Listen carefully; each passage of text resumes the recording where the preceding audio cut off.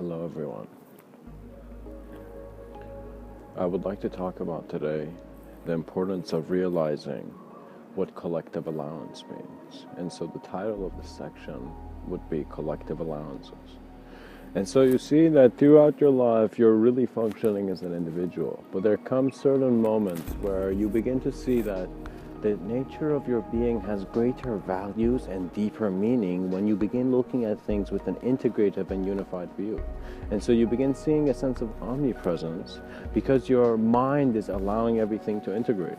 And so there's a certain sense of self-exploration which gives man a sense of openness to be within any creation, of co-creation. Now, the reason I want to talk about collective allowances is because man has had a relationship with himself, which he has called a relationship with higher beings. Now, this relationship is actually a self-communication, which is an internal observance, but you carry this internal observance out because you are more comfortable in your sense of individuality. When you become more comfortable with your sense of collectivity, that really means that you're really trusting the moment and being the present. And being the present means that when death comes or any moment of change comes to meet you, you are not telling it to stop, because you are not engaging into a reality where you can have that disadvantage. Because your mind is not creating the possibility of impossibility. And so you are knowing yourself in ways where there is no you. It is no longer a selfish understanding of yourself. It is a selfless understanding. You're beginning to see how beautifully man can become still, and in his self-awareness and deep thought and contemplation and self-observance, suddenly see how he can give himself greater existential permissions. So what man has called a deity has been his greater body of intelligence, in a sense pulling him towards a greater understanding of self. And so you're never disintegrated, disengaged with it, or lost into it, or in a sense in a reality where there is blindness. To continue, you see that when you begin communicating, you're not just paying attention to subtler worlds because your concentration is originating in them. You're allowing your understanding to be fluid. So you want an instant understanding, and if there's a cause and effect lag, then you're not comfortable with it. What that means is that there's some beings, they don't even call it enlightenment, they simply look at life and they're like, I want this experience to be more advanced. And so they have an interest for an internal experience that gives them something the external can't. And so that is, to be honest, this existential longing that many go through. However, in this internal awareness, by the way, guys, these are my words. This is Mr.Within's experiences. So I do not want to put it on others at all, because they're very natural. You need to see that man created the concept of copyright because he thought knowledge was something that could be, measured. The concept of measurement is just a very hilarious joke, because you see that it is ignoring direct experience. How can you ignore direct experience when your validity comes from your observance?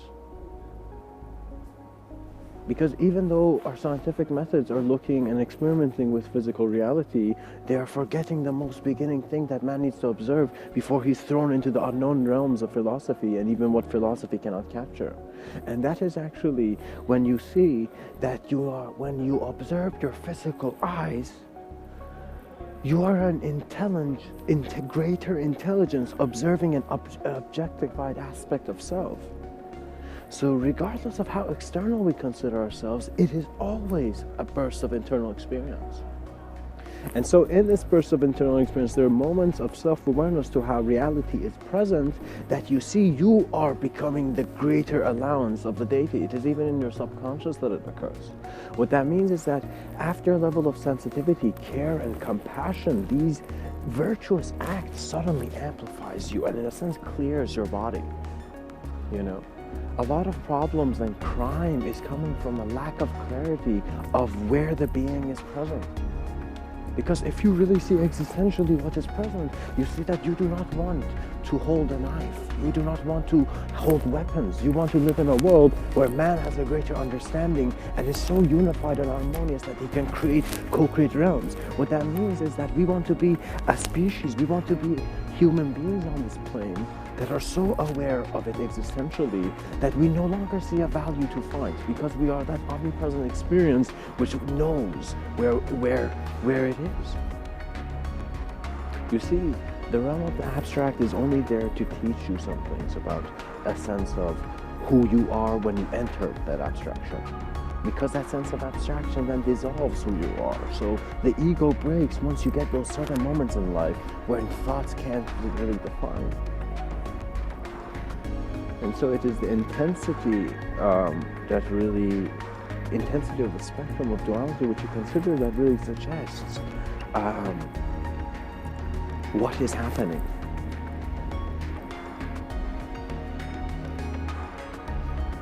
Beauty is your greatest ally, because beauty shows you the clear aspects of your being where you never needed to lie, you never needed to hide the beauty, you were just seeing it. And so a child is not guilty because he has not created a world to be guilty of. But many men do. And so as they do, they use it as a sense of morality and self-adjustment in regards to ethics. However, it is self-adjustment to an idea, and ideas are as temporal as the people who acknowledge themselves with them.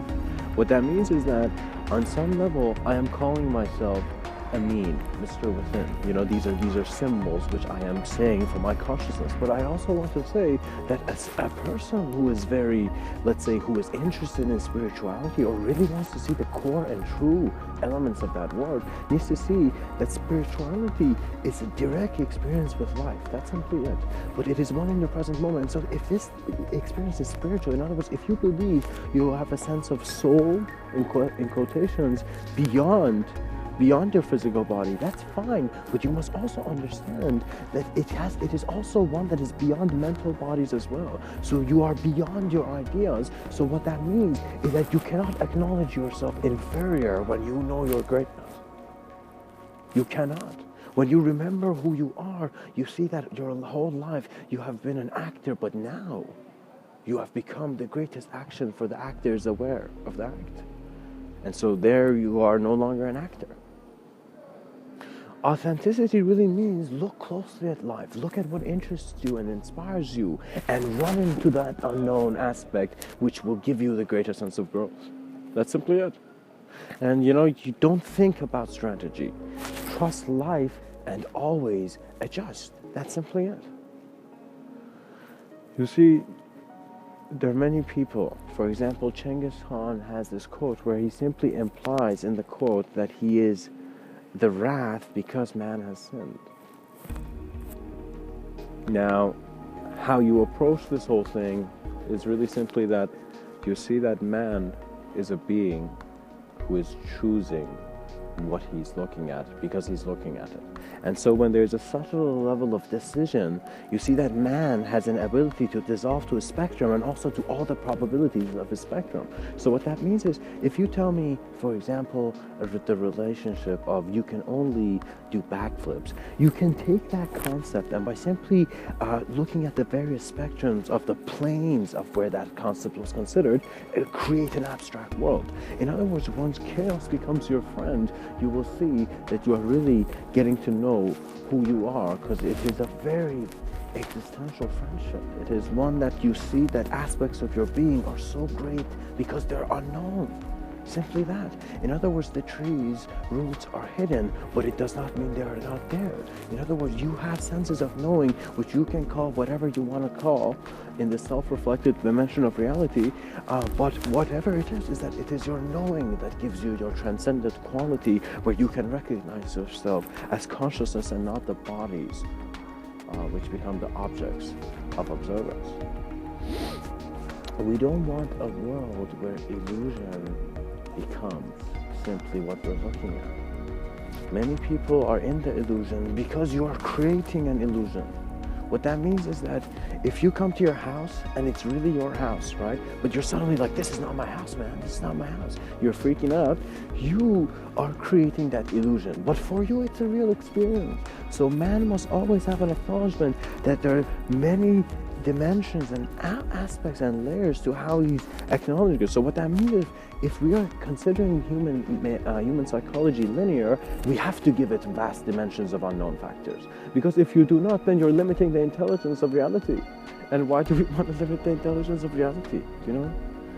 Why do we want to throw trash in the place where we're going to sleep? And so we really don't need to. So simply man's efficiency and advancement of a lot of his technologies, whether they're internal technologies or external technologies, is simply to see why he's doing it, to question the source, to then work with a newfound inspiration of where the source is. Human communication is very huge, and so collective allowance simply becomes your trust, and that knowing within you that says, I trust not just everything that is shaped, but everything that is aware of the shaped as well. And so you are trusting all existence. And so this faith is what many have tried to capture through the idea of God, and science has began to touch it through the concept of unified field and parallel realities and multiverses, you know. However, regardless of what symbology tells us, we are greater explorers. And so the pilots of consciousness are always navigating beyond the idea which they are told. So what that means is the pilot actually knows, the self-aware mystic in a sense knows, that when he is giving an idea, it's beautiful, it is not bad, regardless if it's a destructive idea or a constructive idea. Do you know? It is simply that you begin to burst into very deep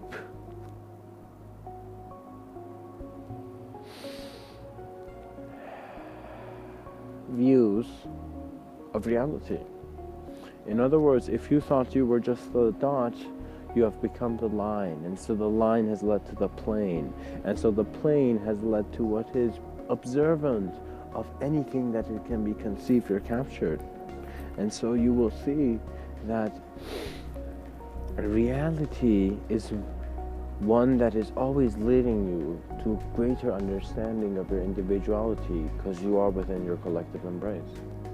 So self-activation sometimes comes with a simple acknowledgement that, all right, I'm a clear person, I got it. The nature of the mind is clear, the nature of it is clear, because I'm acknowledging idea, not as an idea, but simply as a present existential self-awareness within the present moment. And when you do this, you have your intuition is no longer needs to be called intuition. You will see that it is as if the man who was inspired by divinity, there wasn't a moment in his life where there was no divinity.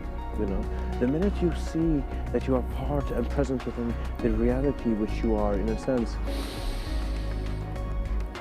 present in, psychology becomes irrelevant, rationality becomes irrelevant, all story becomes irrelevant, and all storytellers become irrelevant.